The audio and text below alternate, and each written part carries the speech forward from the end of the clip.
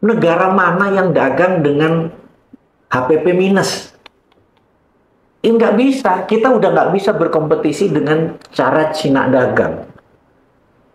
Jadi cara dagangnya Western atau ala Barat yang di kepala ini udah nggak berlaku. Cina udah punya gaya sendiri. Ini true story. 6 bulan yang lalu saya ada sahabat saya, Wan Adam Wan Perwira, dia orang Malaysia, teman kuliah dulu waktu di negeri seberang, dan dia pernah tinggal di Indonesia 3 tahun sebagai kepala salah satu credit card di Indonesia, orang Malaysia ini, jadi country manager di sini.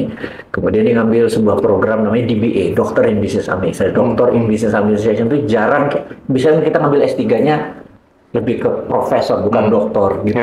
Jadi menarik nih. Terus singkat cerita, 6 bulan yang lalu kita ini kan sering belanja ilmu, gitu ya, karena kalau kita mau jual ilmu harus belanja ilmu, kira-kira gitu.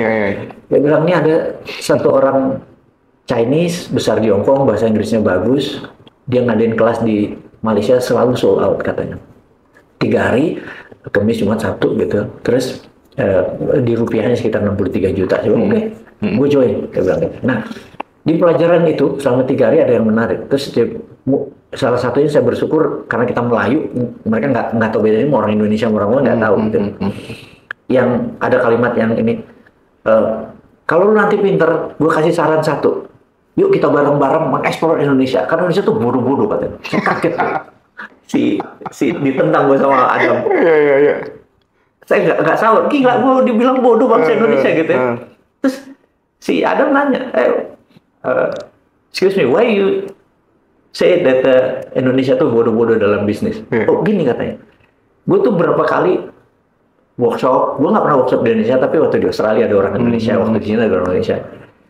Kalau di Hong Kong tuh nanya gini, Sir, gue ini udah 3 tahun terakhir, omset gue tuh 5 juta dolar tuh setahun tuh stuck terus gitu. Gimana cara naiknya gitu?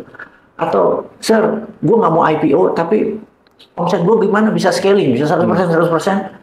Sekarang sales gue stuck nih di 20 juta dolar gitu ya. Kalau orang Indonesia nanya gini, bos, bisnis apa yang bagus? Ini langit dan bumi kan? Pertanyaan itu sangat basic. Dia bilang, ini bangsa bodoh pedagangnya gitu loh. Karena pertanyaan itu sangat basic. Gitu. Gue malu Pak denger itu Pak. Gue bilang, oh pantas. Jadi, nah karena bodoh enak dieksploit. Nah ceritanya gini, siapa di sini tahu rumus-rumus barat, 4P apa, price, apa, promotion gitu-gitu kan, 4P. Itu kan teori barat. Dia bilang nggak berlaku lagi teori barat. Kita nih orang Asia, spirit Asia beda sama barat. Kalau lu pakai barat, dia yang kaya, lu cuma dipakai katanya. Kita harus pakai ilmu timur. Terus dia bilang, lu tahu, Lincoln kopi itu bertumbuh sehari 100 kali, sehari. Terus supermarket, minimarket seperti dia sebut nama-nama supermarket Amerika, supermarket Jepang, 7-Eleven segala macam tuh rumah hengkang kaki. Dia bilang, tahu rumusnya? Karena kami kalau di Cina dagang, itu hari pertama harus profit. Ntar dulu, hari pertama profit, gimana caranya? Modal per modal, nggak ada modal. Contoh, kata dia bilang, lu mau buat laundry, laundrynya 10. Satu mesin laundry 100 juta, lu perlu 1 miliar.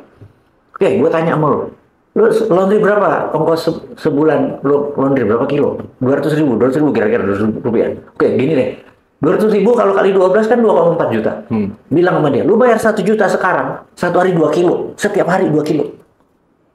Jadi, lu ambil tuh. Jadi kalau ada 1.000 orang, lu udah balik modal.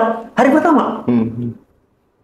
Jadi nggak pakai rumus barat, marketing, ini presentasi, nggak ada. Lu cari, kalau nggak ada 1.000, gak usah dagang. Kata dia gitu. Terus, lu berapa ke Indomaret katanya? Sebulan berapa? 500 ribu? 500 ribu. Oke, kalikan 12, 6 juta. Bayar 3 juta sekarang, setiap hari 4 barang. Gila nggak? Jadi begitu udah sekian, udah modal dia katanya. Dan dia langsung nawar. Jadi semua itu diubah bener-bener sama si cara Cina berpikir. Saya bilang, pantas lu tajir, bener nggak? Digas. Nah, prakteknya di Indonesia. Kita buat perusahaan di Malaysia nih, praktek di Indonesia.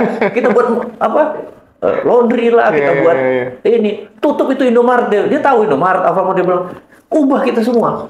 Saya pikir nih, ini Cina nih game changing ini. Itu apa-apa ditarik ke depan. Jadi modal nggak ada. Karena itu lu bisa punya 100 laundry dalam sekali bangun.